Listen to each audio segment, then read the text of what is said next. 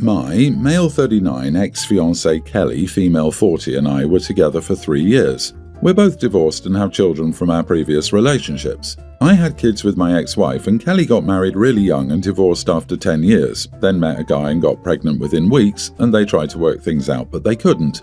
We did have our challenges, but we always managed to pull through. We're both working class, so when I proposed, we agreed to either have a very small wedding or hold a larger event later because I would need to save up. She doesn't have a job and I would need to save up for over a year. We skipped the big wedding and agreed on a ceremony and reception at her family's home, where her aunts live. Kelly and I planned a very simple wedding in the space in her family's backyard and the garage. Because I was paying for almost everything, they offered to let us use the space as our venue at no cost. So I purchased the alcohol, except for a few cases of beer, and paid for the rental chairs and tables. My groomsman chipped in with a few things while I noticed her family was very laid back. Don't get me wrong, it was my wedding and our responsibility. However, I noticed that she slowly began listening to them and wanted some things not in our budget. So she wanted a floral arch, and I managed to get one. Her mom began pushing for more stuff to accommodate her family's ideas. We agreed on a bakery cake, and my mother-in-law twisted her lips in disapproval. Those things felt annoying, but manageable. Fast forward, and her big brother Justin, 47, got depressed because he got dumped. The official story is that his wealthy, witchy ex-girlfriend decided to dump him and mistreated him. I regretted letting him stay with us after I learned that he cheated on his ex. This bothered me a lot since his ex helped him out many times and did lots of things for his kids. Zero trust after that. Kelly and her siblings think he's God because he took over the paternal role when her parents divorced. They gave him way too much credit. The guy can't hold a job, can't even guide his children right, and does lots of entertainment parenting but doesn't teach them responsibility. I can't stand him, and Kelly knows it. He can talk about his life during his 20s for a whole day, and it's always about how women chased him, about how an ex-girlfriend tried to unalive herself, and how women had catfights over him.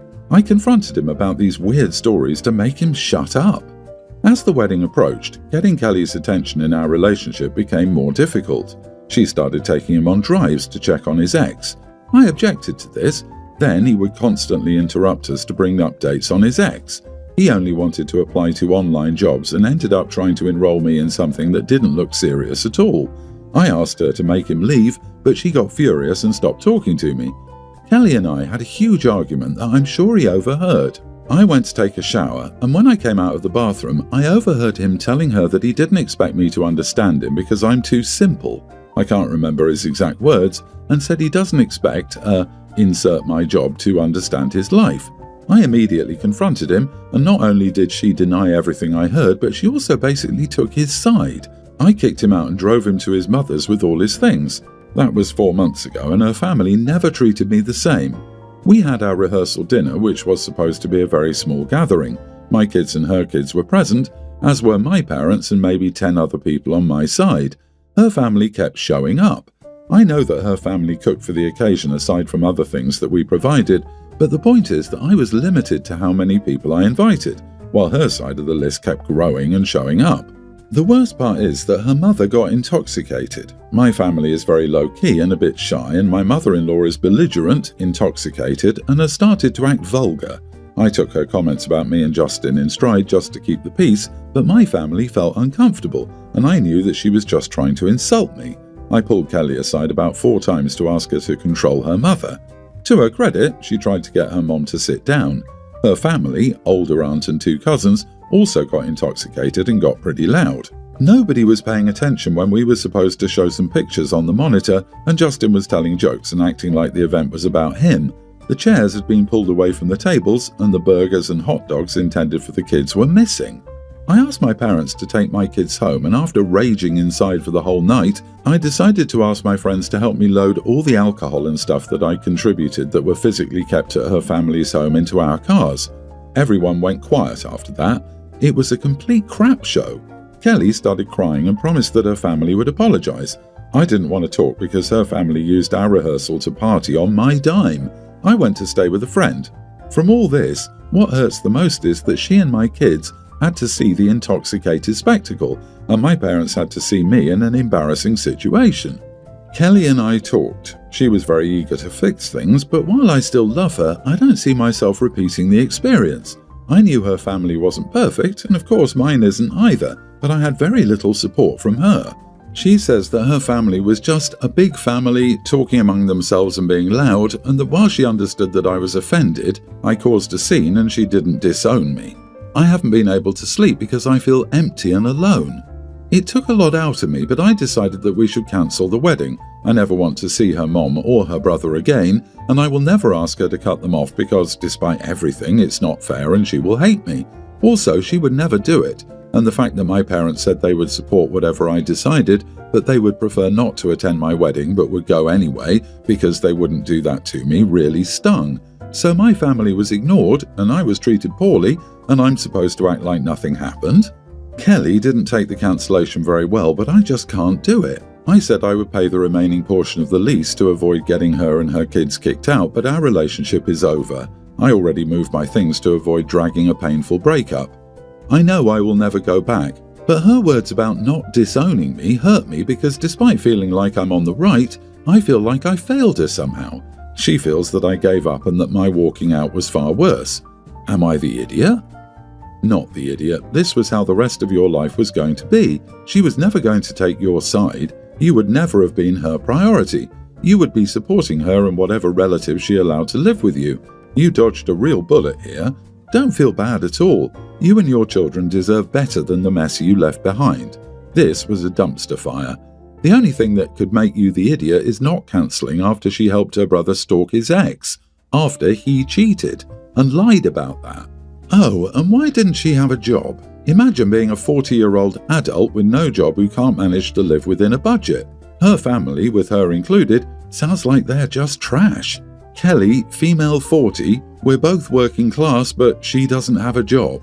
This does not make Kelly working class. This makes Kelly a leech on society. In the future, do not take people who don't work and that are not independently wealthy. They offered to let us use the space as our venue at no cost. Oh, that's awesome. They let you use their garage and didn't charge you for it. Dude, get some perspective. Why would they charge you? Yup, she's 40 years old with multiple kids and no job. What on earth is going on? Zero drive or ambition on her part and a clear lack of maturity. Literally any job would be better than none. I guess she lived at the mom's place when they met. That should have been a huge red flag from the start. I would never get together with someone who I'm then expected to bankroll the rest of their lives because they're too lazy to make something of themselves. And that's before even considering having to deal with her bat-crazy family and exposing my kids to this. You are the idiot. Why are you paying for her share of the lease? This woman didn't love you. She didn't respect you. You were an ATM to her entire family and you know it. Stop being an ATM. Pay for your share of the lease and nothing more. Also, she would never disown you because she's a dependent, not because she loves you too much. Have some respect for yourself. She was using you. My wife and I planned a week-long vacation for mid-January. This was my birthday cruise. I paid for the entire cruise out of my personal funds, approximately $2,400. She has her own account. I have my own account and we share a joint account. Around Christmas, we had a few arguments. Nothing crazy, but a few arguments about this and that, mainly due to daily stresses. She told me after New Year's that she was not going on vacation with me because of our arguments. Even though they were settled, she felt we might get into more arguments and didn't want to feel trapped on vacation with me if we were arguing. I understood her apprehension. I listened to her concerns, and though I felt a nice vacation from the daily stresses would be healthy, I decided to forego the birthday vacation and plan another trip for another time. Things were smooth after that. I shared with my wife that I still want to go on vacation, and she agreed to rebook another cruise. This time, I paid for the cruise, airfare, hotel, transfers, excursions, Wi-Fi, soda packages, etc., with whatever credit I received from the original cancellation. The balance was paid from my personal funds, an additional $540. This trip is for March. 2 weeks before the trip, my wife and I have an argument about daily stresses again. Like all arguments, they are civil and usually get resolved fairly quickly. A week after the argument, now a week before the vacation, my wife says she doesn't want to go on vacation again. I told her that I would like to go and I would hope she would reconsider. That's pretty much all I talked to her about regarding the trip.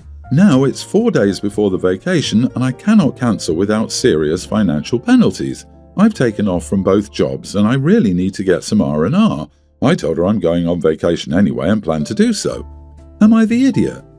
If my partner bailed on 2 vacations over minor arguments, I'd argue with myself on a beach instead. You're not the idiot, you're just finally choosing peace over pettiness. Bon voyage, OP. Been there, did that, no regrets. I think we lasted another 6 months. She was cheating, so she wanted me to go. She did it on purpose. I loved the solo trip though. No regrets at all. Take care of yourself, the end is coming most likely. Yes, go on that trip. I wish I had. I cancelled 3 trips, one for just us. The other 2 were us plus our kids. I paid for all the trips, all the money lost, but most importantly the escape of life. My ex was also cheating but would have flipped out on me had I gone. I wish I had gone. OP has got bigger problems than just vacation scheduling. The wife is clearly using the vacations to punish OP even after the arguments are over. Does she even like you, man? She doesn't even want to go on vacation with you. The argument doesn't equal cancelling a $2,400 vacation. That's an extremely drastic decision to make after a simple argument. If that's the thing she decides to dangle over your head, it's telling. Sounds like she set this up, honestly. Thinking back, is she the one starting these arguments? If so, tell her that's her problem. Also, I hate to sound so suspicious, but one of the things cheaters avoid doing is going on vacations with their spouses, as it doesn't support their narrative that their marriage is bad to the affair partner. Might want to hire a PI or have a friend do a little snooping while you're gone. My husband and I have been married for almost 2 years and our son is an infant. We live in Canada. I grew up here while my husband immigrated when he was a student. My parents live nearby, which has been invaluable during my pregnancy and since. My mom comes over regularly to help us out. My husband and her are on good terms too, so it's been going well. His parents live in another country. We visited them once since we married 7 months ago. The time before that was our wedding itself, which took place there. My husband had been talking about my mother-in-law visiting soon for a long visit, which I was happy about. We recently moved into our new house and I've done a good job decorating it. We have a large guest room and I was looking forward to hosting her, especially since it would make my husband happy. A couple of days ago, he complained about how detailed her visa application was. I told him I was surprised it was so thorough. He told me that it's because while regular visa forms allow a stay of 6 months max, this one allows 2 years. I asked why she would need a stay of more than 6 months. He said that she'd been thinking of winding up her medical practice and basically retiring, which would allow her to stay for a longer visit if we all decide it works. I was stunned. I told him he should just do the regular app because his mom won't be staying for anywhere close to 6 months. I had it in my mind that she'd be staying for like a month. That's how long we stayed for when we went there. He said that it's his mom. She tells him how alone she feels. She can't go to my brother-in-law's because he lives with roommates and we can't put a timer on her visit here. He said she's been looking forward to helping us with our son. I told him we didn't need help. We managed fine on our own and with my mom's help. I wanted to host his mom as a guest, not as part of our household. He complained about how it was fair that my parents could visit whenever they wanted while he couldn't. That hurt me because my parents have helped us out a lot, and I asked him if he wanted us to limit how often my mom comes to visit. He said no, that's not what he meant, that he liked her but it wasn't fair to his parents. My reply was that when my mom comes she goes at the end of the day. That wouldn't be the case with his. I ended it by saying he should look into the easier regular form because she can't be thinking of staying for that long. He chose to sleep on the couch that night and has been cold with me since. I hate that. We've never been cold to each other like this. I talked to my mom too. She said that having his mom live with us for long stretches would affect me, that this is worth fighting for. I haven't seen him working on the application since. Last night he went out when his mom called. When he came back, I asked him how she took it. He told me he had told her he was looking into what application best suited her. He asked me if I'd changed my mind. I said no. He just shook his head and started watching TV. Am I the idiot? Not the idiot. I have a sneaky feeling your husband is trying to sponsor his mother to stay permanently in Canada. This could well have been his plan all along. You need to make it clear to your husband that his mother is not to stay with you for a long period of time, definitely not permanently. He can still sponsor her if she gets her own place. Assuming they aren't from a super impoverished country, she probably has some money to pay her way. She could potentially even immigrate independently under her medical skills if she was willing to work for a couple more years. I'm curious because OP mentions his parents as a couple, but only his mom has been coming for a long time and needs a visa. There's no mention of their father-in-law, but refusing his mom's extended stay is unfair to his parents. Is it significantly easier to sponsor only one person versus a couple in Canada? Feels like there's some loophole he's trying to use. OP, if she's winding up her practice, she can move to Canada in her own place and visit like your mom. No need for her to live with you. That's what I don't understand. If she's presumably an educated, financially stable adult, why doesn't she rent a house or apartment in Canada for 6 months? I might be cynical, but this sounds suspiciously as if hubby and his mom planned this way before the baby came, possibly before the marriage, and are just now springing this on OP after they're married, have a baby and a house. OP should look into other long-term accommodations near their home. She should not give in unless she wants her mother-in-law living permanently in their house. Oh, there is no 2-year visitor visa to Canada, but there is a 5-year visitor super visa. You need to provide documents to prove you will financially support the parent or grandparent the entire time. Your husband is not being truthful about what he's doing or his full intentions. Your real problem here is that your husband and his mom seem like they're on the same side about this, and you are the odd one out. OP, if your husband is Indian, please be careful. I'm not sure all Indian mothers-in-law are difficult, but being Indian myself, I've seen it a lot. They need to control their sons, prove they are better than the other partner the son chose, constantly meddling and taunting, etc. Not saying yours is like that. I didn't think mine was like that either for the 10 years I knew her, until I had a baby. She stayed for 5 months. So be careful. Maybe let's do just a 1-month visit to see how mother-in-law acclimates to cold weather, limited social scene, etc. I wouldn't commit to 6 months, let alone 5 years.